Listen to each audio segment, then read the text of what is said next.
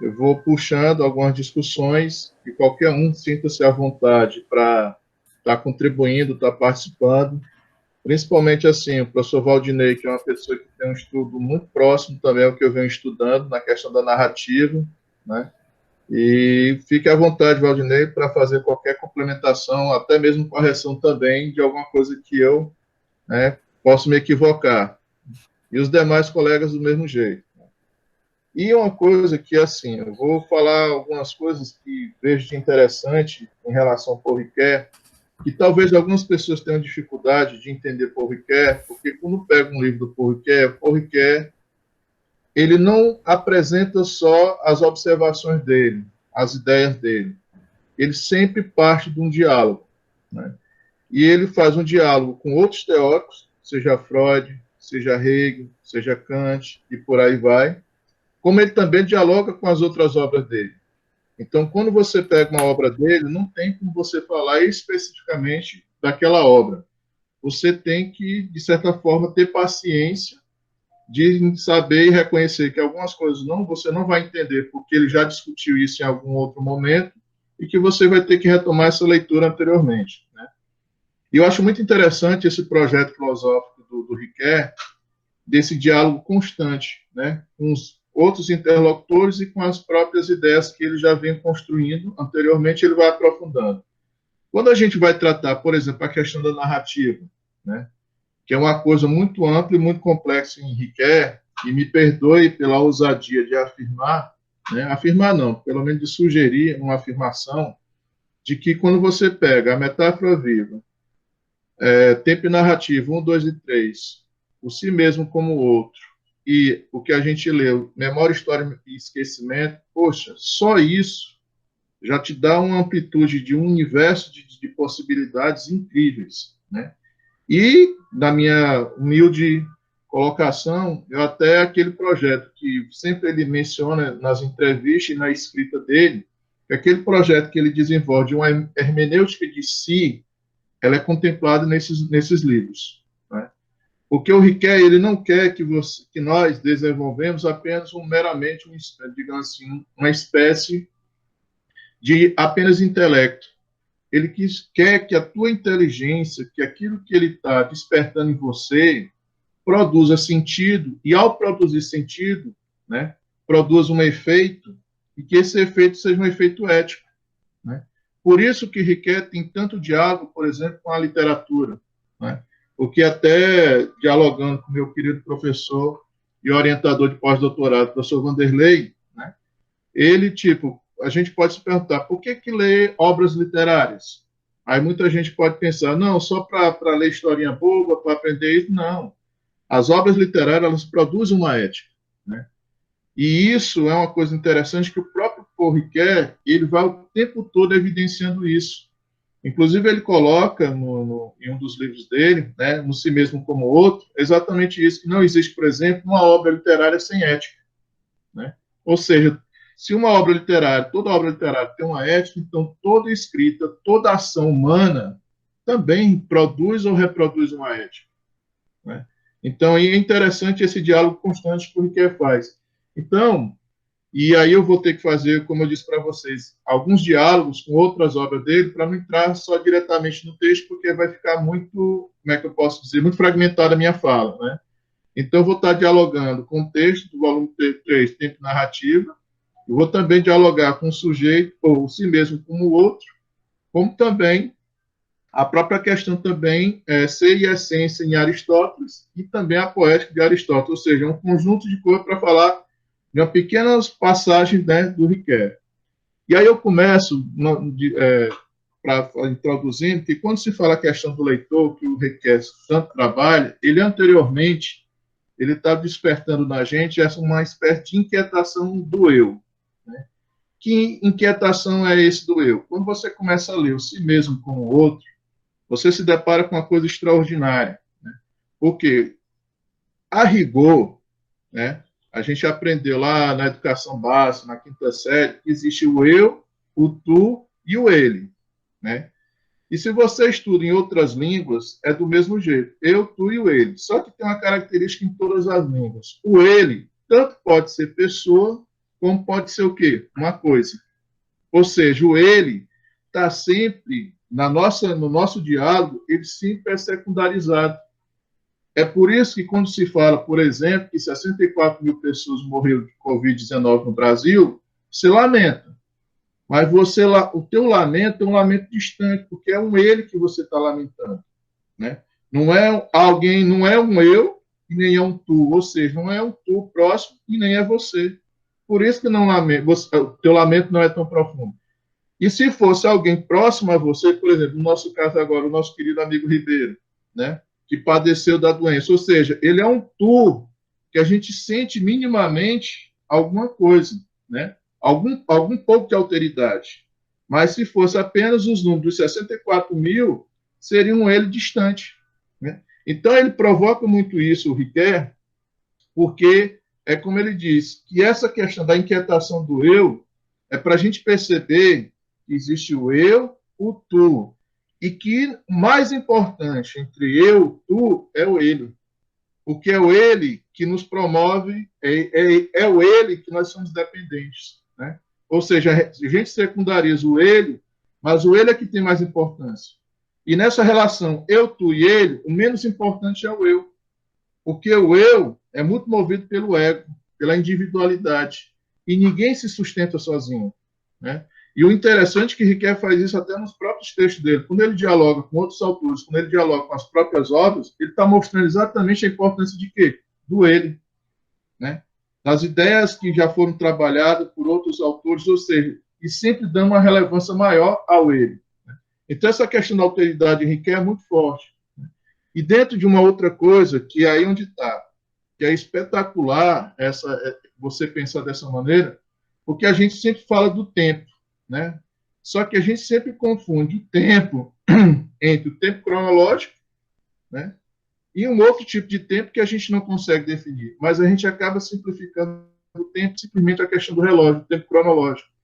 E aí, quando você vê as inquietações, desde Santo Agostinho, por exemplo, que o Riquet trabalha em tempo narrativa no volume 1, quando ele provoca essa questão do tempo, começa a pegar lá em Santo Agostinho, que como é que faz então, como o Riquet coloca em tempo narrativo volume 1, como é que a gente faz para mensurar de fato um tempo? E aí a gente pode pegar podemos denominar como um tempo de valor. Um tempo, ele só vai ser medido através de quê? Da narrativa. Você não tem, como por exemplo, o professor Vanderlei falou agora há pouco dos encontros passados que nós tivemos. Ou seja, ele desenvolveu uma narrativa de coisas que já aconteceram. E essa narrativa nos provocou o quê? Uma noção de tempo. Que o tempo que passou, aliado que a narrativa, então o tempo de valor só vai existir, ou melhor, qualquer tempo você só vai conseguir mensurar se for através de quê? Da narrativa. Só que, mais uma vez, que vem a problematização do Riquet. Não é qualquer narrativa somente. Todas as narrativas, elas vão desaguar num ponto específico. Qual é esse ponto específico que o Riquet está o tempo todo problematizando? Que é a narrativa de si.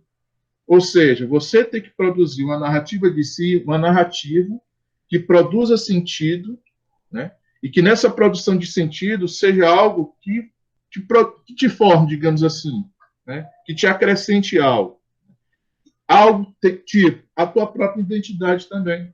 Você só vai saber, o professor Vanderlei só vai saber quem ele é, a minha querida Antônia, o Ribeiro, a Sandra, o Rezende, né? O Elielto, só vai conseguir perceber quem eles são por uma narrativa. Mas a narrativa de quê? De si, né? A partir do momento que... E essa narrativa de si, ela está marcada onde? Na memória que ele vai produzindo sua. Ou seja, a tua narrativa e memória estão andando lado a lado, como o Riquet coloca. Então, a partir desse momento que você tem uma questão identitária. E aí eu me lembro que, me perdoe a fala meio, digamos assim, meio ingênua, né? Que as pessoas, como querem os muito inteligentes, adoram começar com essas expressões, né? Falando da etimologia das palavras. Aí vai lá no fundo do baú e pega a etimologia que ninguém conhece e traz, aí mostra assim, poxa, esse cara sabe muito, né? E, na realidade, são coisas elementares, básicas, né? Porque, por exemplo, quando a gente vai atrás da própria etimologia da palavra, o sentido da palavra narrativa vem da onde? Né? E significa o quê? E se você tiver uma mera curiosidade, uma curiosidade simples, você pega um dicionário em grego e você vai estudar um pouquinho e você vai chegar que narrativa vem de gnare, né? E gnare significa o quê? O povo grego antigo, uma manifestação de conhecimento. Ou seja, narrar é você manifestar o quê? Conhecimento. Né? Então, o sentido da narrativa é esse, é provocar conhecimento, não é simplesmente contar a história. Né? E aí, agora, dialogando um pouco com a nossa querida poética de Aristóteles. Né? Aristóteles, quando ele diz que algumas coisas que são inerentes ao ser humano, né? Todo e qualquer ser humano, independente de região e tudo, que eu até já falei naquela outra primeira fala, né, que a gente teve no ano passado. Quais são os aspectos que Aristóteles considera inerentes do homem? Primeiro, é o ato da questão da mimes, ou seja, você aprende pela mimes. E o que é aprender pela mimes? É pela imitação. Né? Ou seja, você olha um professor dando aula, você é estudante de graduação, de pós-graduação, e você, poxa, um dia quero ser como o professor Vanderlei. Né? Então, você mira nessa questão da imitação, e muitas das vezes não é nem de maneira consciente, até de maneira inconsciente, ou seja, todo ser humano só aprende pela mimes, ou seja, pela imitação. Só que essa imitação, que a gente já aprendeu por muito tempo, a pegar a etimologia da palavra mimes, né, apenas como sinônimo de imitação. Mas não é só imitação. A palavra mimes significa simultaneamente imitação, representação e cognição. Né? E essas três coisas estão unidas exatamente nessa questão da narrativa do quê? Da narrativa de si. Né? Que aí, trazendo para a questão da outra coisa, de outra inerência que Aristóteles nos coloca. Quando Aristóteles diz que o homem é um sujeito narrador, e que conta histórias e que ouve histórias, né, lá na poética, o que é que ele está dizendo verdadeiramente, né? E que a gente não discute tanto. É isso, que a gente está fazendo uma ação de conhecimento. Então, narrar é produzir uma ação de conhecimento. E aí onde está? O que o Riquet tenta fazer, né, nessa questão do diálogo entre Aristóteles, entre Santo Agostinho, é despertar na gente elementos cruciais em relação em torno da narrativa. Porque quando a gente já vou falar para vocês na questão da presença da questão do leitor, né? Porque só para adiantar, o que o Riquet quer despertar através da discussão que ele menciona é digamos assim, um leitor ativo, é um leitor de ação. E o que é que significa um leitor de ação? É que no primeiro momento seja coparticipe das narrativas. Como assim coparticipe? Que ele não só como é que eu posso dizer, só escute, mas que ele se adentre aquele universo, né? Aquilo que está sendo contado, seja do ponto de vista ficcional, seja do ponto de vista histórico. A partir do momento que ele adentra aquele universo, ele passa a produzir o quê? Sentido através de quê? Da narrativa, ou seja, ele passa a adquirir um conhecimento de si pela narrativa que ele está coparticipando, né? Então, o leitor que o Riquet espera, esse leitor coparticipe, né? Ou seja, o leitor que adentra aquele universo da narrativa e sinta e produza sentido, né? De acordo com a narrativa que ele está participando, que ele está compartilhando a questão do conhecimento, né? E aí, uma outra coisa interessante que a gente sempre tem que lembrar, que eu estou falando sempre, é a questão do sentido, né?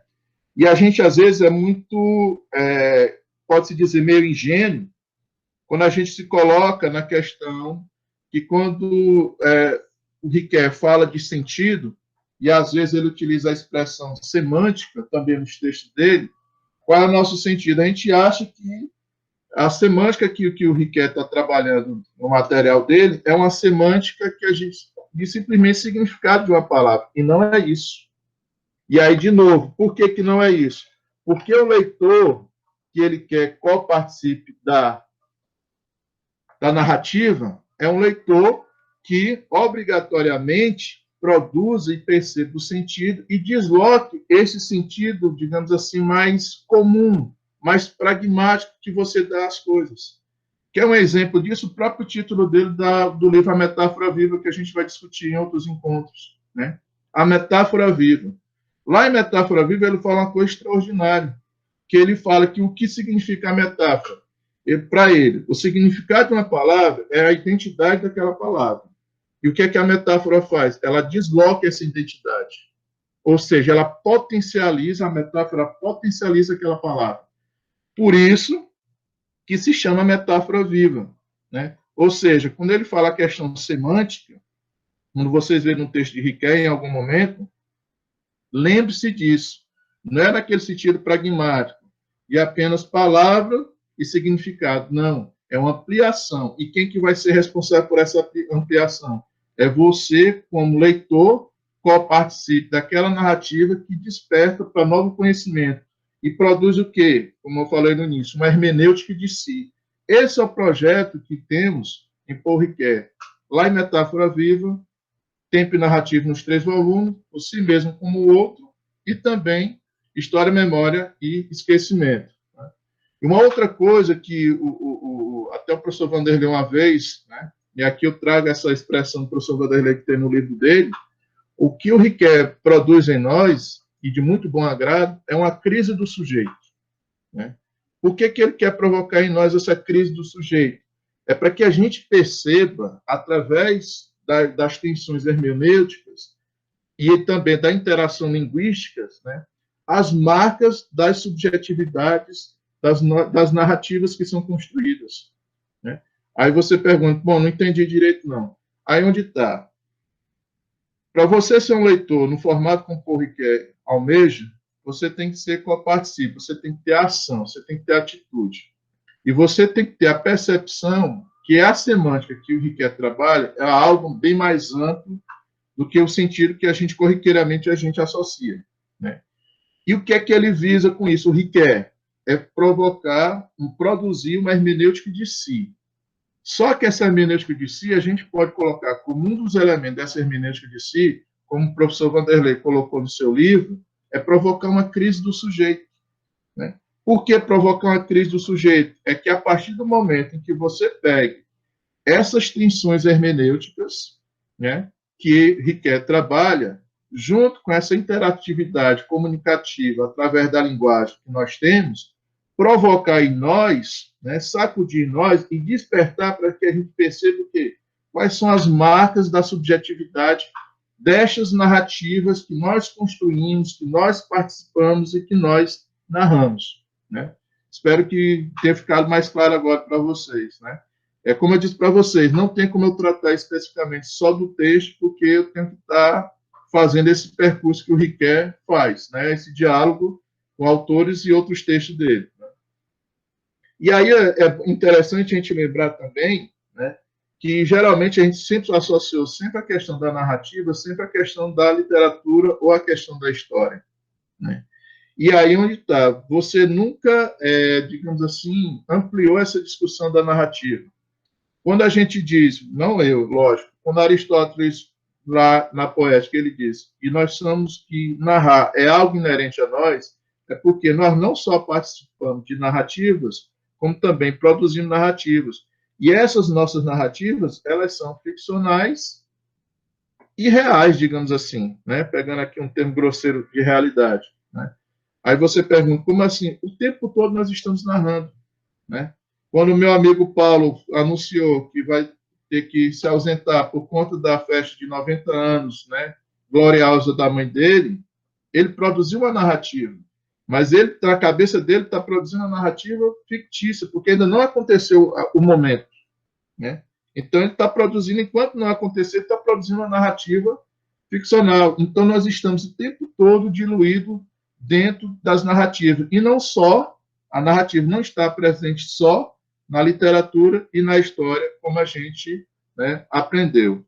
E aí eu quero retomar uma coisa interessante, que até já falei também em alguns encontros nossos, né, quando o Ricoeur vai falar dessa questão da narrativa ficcional, né, que ele vai desenvolver, o professor Vanderlei também trabalha no livro dele, a questão da noção da intriga.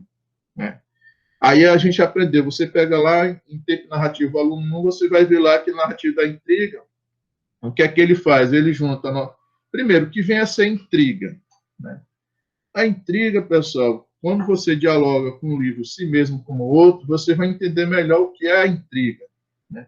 A intriga é a singularidade da narrativa, né? Ou seja, aquilo que está, digamos assim, sendo diferente, que está acrescentando, ou seja, aquilo que você está fugindo do automatismo, né? Então, a noção da intriga é aquela coisa inusitada, algo que quebra o automatismo, algo que particulariza aquela narrativa. Por exemplo, só para ilustrar, uma coisa muito merecida, meu nosso querido amigo Eliel, que hoje é o coordenador do programa. Você só dá essa informação, não provoca em nada em nós. A gente fica passivo, bom, é só um dado informativo. Mas a partir do momento que você conhece a trajetória do Eliel, a partir do momento que você acrescenta outros elementos, tipo do que o Eliel vai fazer, com certeza de qualidade, assim como o professor Vanderlei fez como coordenador, você começa a singularizar. Então, essa narrativa começa a ficar interessante. E isso, essa singularidade, é o despertar da intriga, né? Ou seja, você fugir daquele automatismo, daquela mesmice, digamos assim. Agora, a mesmice não é como o Riquet trabalha, não. A mesmice é no sentido mesmo vulgar que a gente tem, né? É a mesmice da mesma, literalmente das mesmas coisas. Né? E aí, o que é que acontece? Ele junta a noção da intriga, né? Só que Riquet ainda acrescenta a noção de tempo. E aí onde entra, mais uma vez, né, a questão do leitor. Porque a noção de tempo trabalhada por Riquet não é simplesmente o desenrolar em um tempo cronológico. Uma noção de tempo que Riquet trabalha são as experiências da recepção que nós vamos ter, né? A partir do momento que a gente se depara com essas narrativas. Né? Um autor produzir um livro, né? Ele, vamos supor, alguém vai produzir, um autor produz um livro de ficção. Não vá pensar que ele está tendo apenas a ação, não. Ele também está na condição de receptor também. Por quê? Porque para ele produzir o livro, ele não está saindo da genialidade dele, não está saindo do nada. Né? Como até a gente aprendeu vulgarmente que nada se constrói do nada. Você só constrói algo a partir de alguma coisa. Então, quando alguém se dispõe, meu querido Aloysio, quando ele vai escrever um livro dele, ele não vai 100% dele. Ele vai no diálogo com outras narrativas, né, que ele conheceu, que ele dialogou, que ele participou. E tudo isso, mesmo quando ele está escrevendo, ele também está sendo receptor. Ele não está sendo apenas produzindo meramente ação sem receptividade, que é uma outra dicotomia que não existe, né? Essa dicotomia que o Riquet nos quebra, essa coisa de acharmos que a gente, uma hora, estamos na condição apenas de ação e uma outra hora nós estamos apenas de momento de recepção. Não. Riquet sempre frisa muito isso, que a gente está o tempo todo na concepção dialética da ação e da recepção. Né? E essa recepção, volta que Riquet frisa, é uma recepção por experiência. É a experiência que nós temos. A experiência de quê? Das narrativas que são construídas e que estão produzindo sentido para a gente. Né? Como ele coloca a questão da, como é que eu posso dizer, da narrativa que tá significando. Ou seja, mais uma vez que você está desenvolvendo, digamos assim, um projeto de hermenêutica de si, grosseiramente falando. Né? E uma outra coisa para finalizar, quando o Riquet trabalha, né, tipo narrativo, sobre a questão da Mimes 1, Mimes 2 Mimes 3, que já a gente vai frisar mais na Mimes 3, né, é que ele também, além de ser a noção de intriga, essa singularidade, essa particularidade, a noção de tempo que está associada à questão da experiência, ou seja, a tua recepção com a experiência, existe uma cor muito interessante e fundamental nisso tudo, que é a dialética entre o texto e o leitor. Né? Ou seja, essa dialética entre o texto e o leitor, só quero fazer um pequeno parênteses, não vamos entender o texto meramente como um suporte físico, como um livro, por exemplo, ou algo escrito. O texto é esse momento que a gente está interagindo, ou seja, a gente está produzindo um texto aqui, um texto de ideias, né? Ou seja, não vamos limitar a semântica de texto apenas a algo escrito. Não, o texto é toda e qualquer interatividade, qualquer interação humana que possa existir. E aí, isso que acrescenta na narrativa que o Riquet trabalha, né? A percepção de narrativa que o Riquet trabalha. quando ele junta a noção de intriga, que é essa singularidade, junto com essa noção de tempo, que é a questão da experiência, da recepção, e junto também com essa dialética, né, entre você, leitor, receptor, e o texto. E você, enquanto leitor e receptor desse texto, é um leitor-receptor ativo, que está na ação. Não é simplesmente um que só recebe as coisas de maneira passiva, não. E aí, onde está? Só para frisar uma coisa interessante nessas questões, que até eu coloquei aqui um trechozinho aqui lá de tempo narrativo, quando ele diz o seguinte, que a hermenêutica do texto literário toma a intriga como fio de mediação dialética entre o sujeito empírico e o sujeito ficcional. Vou repetir. A hermenêutica do texto literário toma a intriga como fio de mediação dialética entre o sujeito empírico e o sujeito ficcional. O que isso quer dizer? Aí onde está o porquê você lê textos ficcionais. Você não está lendo um texto ficcional só para saber historinhas, ou seja, só um exemplo, você, sei lá, quem for leitor que me perdoe, você vai ler lá a Bruna Surfistinha, um exemplo. Né? Você está interagindo com aquele texto, você está lendo, você está interagindo, está produzindo sentido para você, está te acrescentando alguma coisa, vai te despertar para outras coisas, aí é cada um que vai fazer a sua avaliação. Alguém pode dizer, não, desperta alguma coisa, mas aí onde está que entra uma questão da seletividade. Se a gente for pegar a rigor, tudo faz sentido. Todo texto produz alguma reação, alguma recepção sua.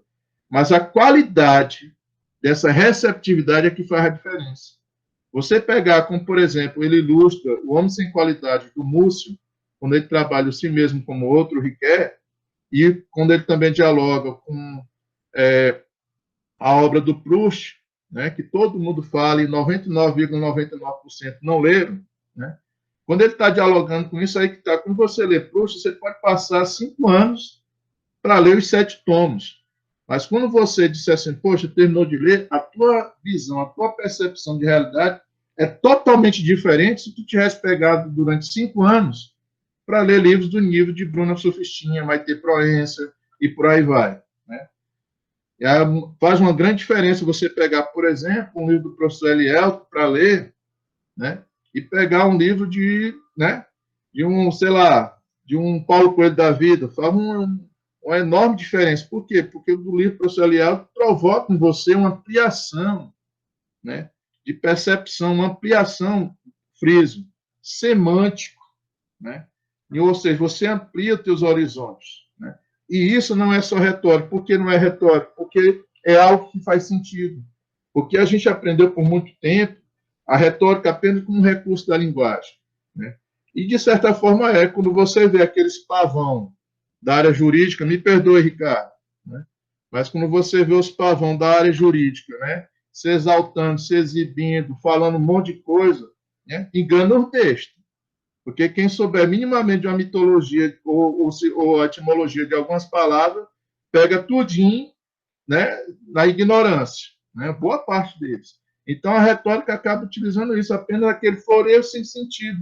É como se fosse literalmente, é como se fosse se exibir para quê?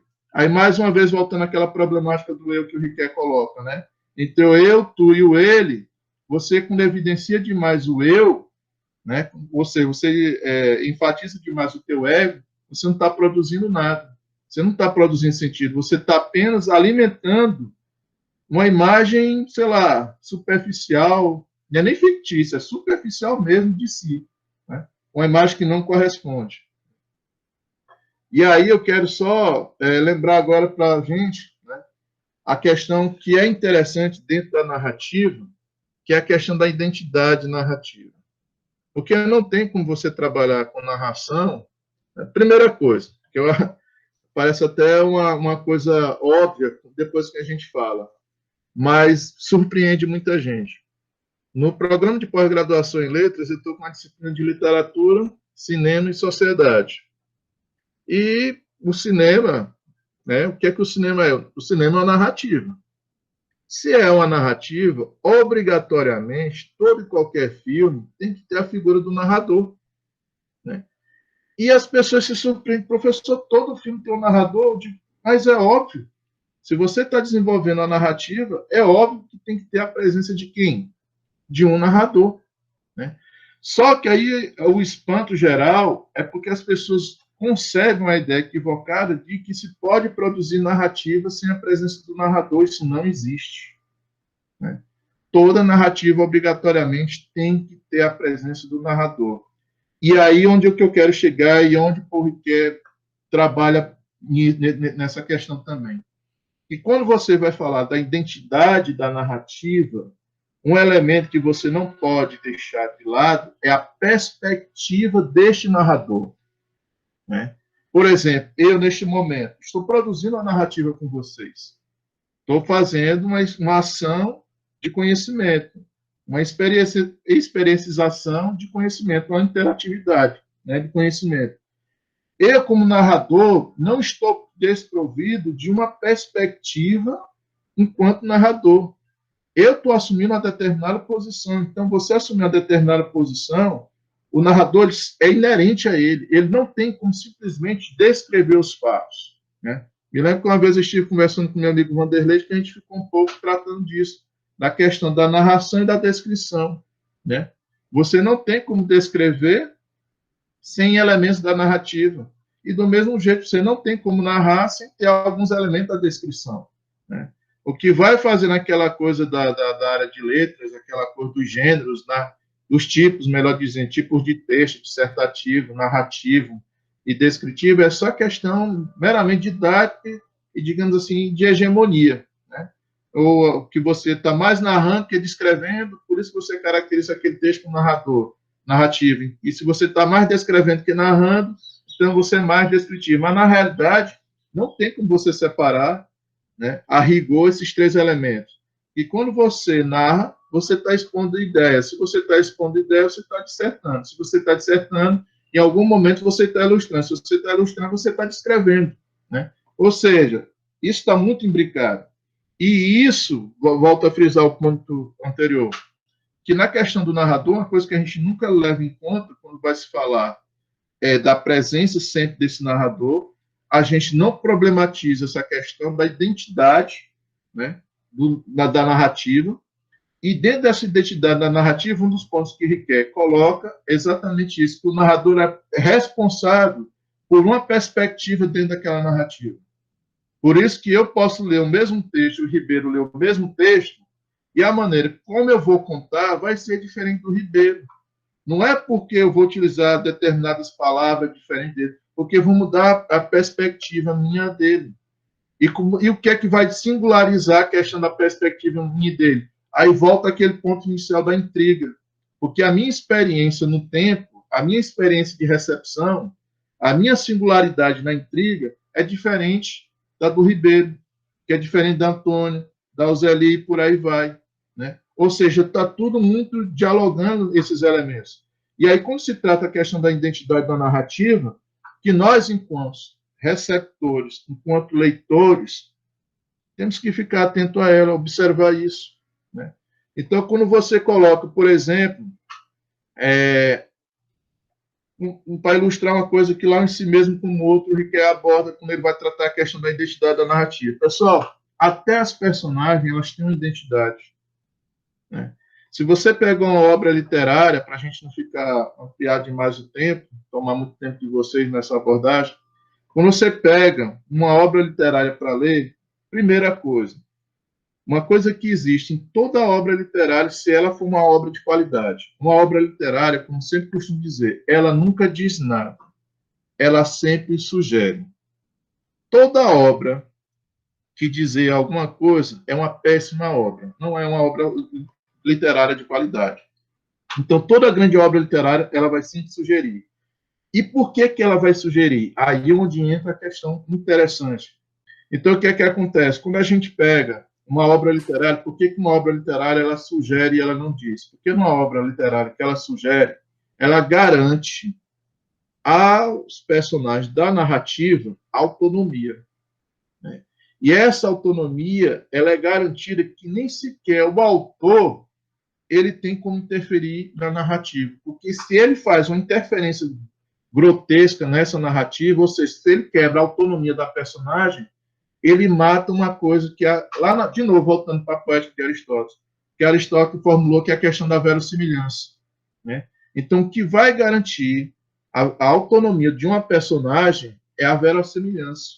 Né? E essa verossimilhança ela é responsável pela autonomia da personagem, que a personagem, pessoal, ela vai ter, como o Riquet coloca em si mesmo como outro, uma identidade. Ou seja, você tem a identidade da narrativa de quem está narrando e você vai ter também a identidade das personagens. Né? E essa identidade das personagens ela é fundamental, como o próprio Paul Ricoeur coloca, que se você não, se a personagem perder a sua identidade, ou seja, for desconfigurada a sua identidade, é como o Ricoeur diz, você está fazendo tudo, menos literatura. Você vai estar fazendo um ensaio, né? Então, quando você pega, por exemplo, o grande escritor espanhol Henrique Villamatas, que ele faz a mistura entre aspectos históricos, literários e produz uma ficção. É como se fosse um ensaio-ficção. Mas só que a grandeza do Henrique Villamatas é que ele não quebra, ele não mata a identidade da personagem. Se ele matar a identidade da personagem, o livro dele, que era para ser um romance, vai se tornar o quê? Um livro de ensaio. Né? E isso foi formulado por Paul Ricoeur. E aí onde está? Dentro dessa questão da identidade narrativa, que eu friso que não é única, é a maior, é do narrador, mas as personagens também têm. E aí vai, por isso que Ricoeur destaca. E eu adoro essa expressão do Ricoeur, quando ele trata a questão da literatura como laboratório de experiências. Por que a literatura é um laboratório de experiências? Né?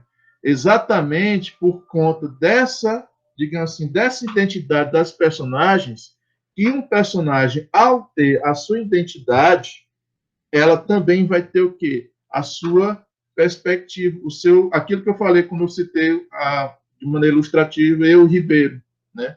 Ou seja, o meu ponto de vista, né? O ponto de vista da personagem vai se juntar com outras pluralidades de pontos de vista de outros personagens, né? De outras identidades, que nessa pluralidade é que a gente vai ter esse laboratório de experiências.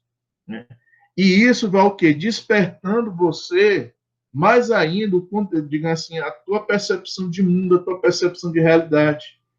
Uma coisa que me perdoe, lógico, é que eu estou falando de maneira ingênua, que vocês sabem melhor do que eu, né? Se a gente for pegar a filosofia dos primeiros escritos, as primeiras escritas vão pegar lá em Platão, só para ilustrar. Como é que Platão escreve? Platão escreve se utilizando da literatura. Então, literatura e filosofia sempre andaram juntos. A gente aqui, de um tempo para cá, que no século XIX, para o início do século XX, que cada um foi buscando seu estado de ciências, e se decretou uma coisa que não existe, que é o distanciamento entre a literatura e a filosofia. Elas continuam unidas. Né? Quando você pega o Homem Sem Qualidade do Mussa, não tem como você separar. Porque a gente, às vezes, por exemplo, se o nosso querido Albert Camus fosse meramente só um conhecido como escritor, ninguém ia dizer que A Peste, O Estrangeiro eram obras filosóficas. Né? Eu ia encarar apenas com obras ficcionais. Mas como ele tem toda uma formação filosófica e tudo, aí fica fácil todo mundo dizer, não, a obra dele é um romance filosófico. Né? Mas quando você pega, por exemplo, um grande filósofo brasileiro que a gente precisa conhecer, Mário Ferreira, né? Mário Ferreira tem uma obra ficcional chamada Homens da Tarde. Poxa, o que é que o Mário Ferreira faz de maneira extraordinária ali com Homens da Tarde? Mais uma vez, é o diálogo que sempre existiu entre a literatura e a filosofia. Né? E eu recomendo até quem não leu conhecer essa obra do Mário Ferreira, né? Homens da Tarde. E aí, voltando. Então, a literatura requer ver como um laboratório de experiência. Né? E aí onde está agora acrescentando a questão da Mimes 3, né? Que é abordado lá na experiência do leitor e do autor. Né? Que a Mimes 3, pessoal, nada mais é do que uma marca, né? Marca a interseção entre o mundo do texto e o mundo do ouvinte ou o mundo do leitor. Né? o que é essa interatividade, esse mundo do leitor e mundo do ouvinte? Exatamente aquilo que eu falei anteriormente, que o Riquet destaca lá no texto de Tempo Narrativa 3, que é o leitor ação, o leitor co-participa, o leitor que é presente. Ou seja, não é um leitor que ingenuamente a gente pode achar que só recebe o que está sendo exposto ali, a narrativa, sem nenhuma interferência, sem nenhum acréscimo, ou seja, como se fosse totalmente alheio. Né? E nisso também o Riquet chama atenção para uma coisa chamada responsabilidade do leitor. Me perdoe aqui, deixa eu só pegar aqui para ler.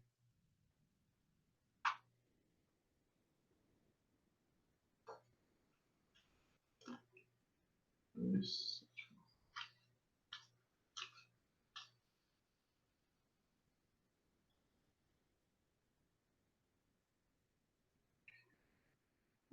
Como eu falei para vocês, só. Peraí. Olha só o que o Riquet diz, né, no nosso texto. Ele diz o seguinte: sem um leitor que acompanhe, não há ato configurante em obra no texto. E sem leitor que se aproprie dele, não há mundo desdobrado diante do texto. Vou repetir. Né? Sem leitor que o acompanhe, não há ato configurante em obra no texto. E sem leitor que se aproprie dele, não há nenhum mundo desdobrado diante do texto. Ou seja, é fundamental para a narrativa a esse leitor ação, coisa assim como ele coloca. Né? Ou seja, o leitor que é ativo, o leitor que coparticipa. Né? E uma outra coisa interessante que ele vai colocar um pouquinho mais lá adiante, né? Deixa eu só me situar bem aqui, que é a questão da leitura por vir. Né? Que ele vai dizer o seguinte, que aí a leitura por vir é essa desconhecida que coloca a escritura em perspectiva. Né? O que é que significa, mas quem é que vai ser responsável por essa leitura por vir?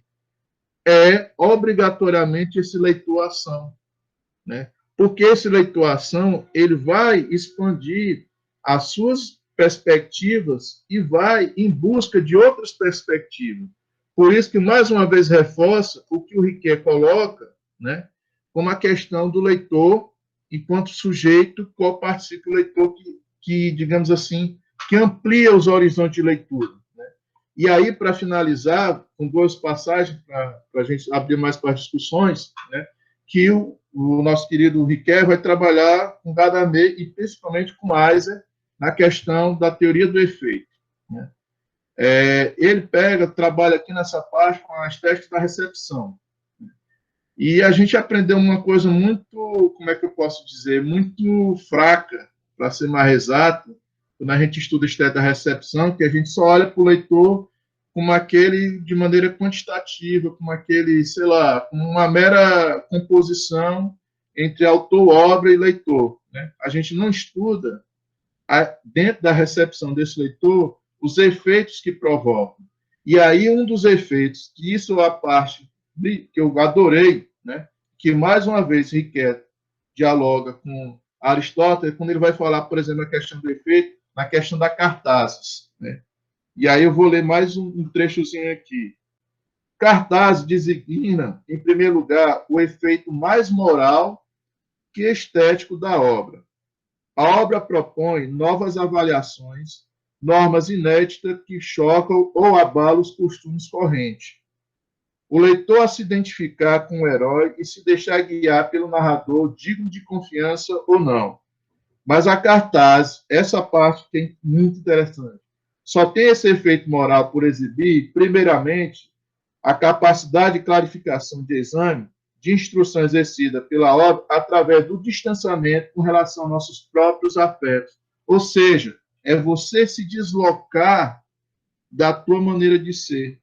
É quando você sai de si, né, ou seja, sai das tuas convenções, dos teus, digamos, das tuas posturas meio dogmáticas, das tuas certezas, quando você tem essa experiência, essa nova experiência que te dá um deslocamento de uma coisa que até então você não tinha sentido, você não tinha experimentado, você não tinha despertado, aí sim, como o Riquet coloca, é quando a cartaz se realiza. É quando o efeito da narrativa provoca em você o acréscimo, o algo a mais, o que realmente importa, né?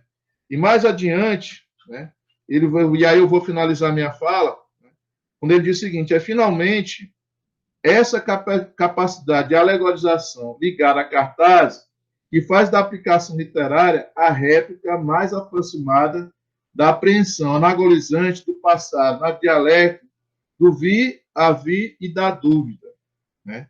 Ou seja, é você sair das suas certezas, é você sair, você se deslocar das suas convenções, é você sair do seu automatismo, né?